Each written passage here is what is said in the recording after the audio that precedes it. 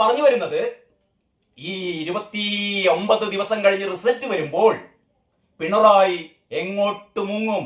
പിണറായി ഈ ശക്തിധരൻ ചോദിച്ചത് നിയമസഭാ തെരഞ്ഞെടുപ്പ് കഴിഞ്ഞ് വരുമ്പോൾ അടുത്ത നിയമസഭാ തെരഞ്ഞെടുപ്പിന് ശേഷം എങ്ങോട്ടാണ് പിണറായി മുങ്ങുക എന്നുള്ളതാണ്. അതിന് പകരം ഞാൻ ഇതാ ചോദിക്കുന്നു, ഈ ജൂൺ മാസം 23-ാം തീയതി നിലമ്പൂരിൽ ഉപതെരഞ്ഞെടുപ്പിന്റെ റിസൾട്ട് വരുമ്പോൾ പിണറായി വിജയൻ എങ്ങോട്ടേക്ക് മുങ്ങും? റിയാസ് എങ്ങോട്ടേക്ക് മുങ്ങും? MP ഗോവിന്ദൻ എന്ന് പറയുന്ന അപ്പം ഗോവിന്ദൻ എങ്ങോട്ടേക്ക് മുങ്ങും? പറയണം, അന്തം തമ്മികൾ പറയണം. ആ പാട്ടൊന്നുകൂടി കേൾക്കല്ലേ?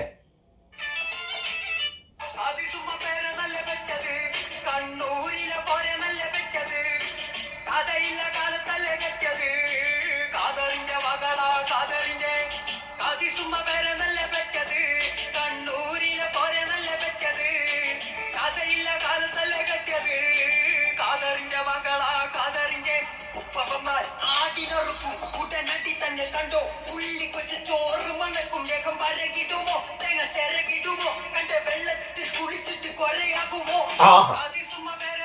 മതി മതി, ഇത്ര കേട്ടാ മതി, ഇത്ര കേട്ടാ മതി. ഇനി ഒരൊറ്റ കാര്യം കൂടി പറഞ്ഞിട്ട് ഈ വീഡിയോ ഞാൻ അവസാനിപ്പിക്കാം. അതായത് നമ്മുടെ അൻവർ ഒരു കാര്യം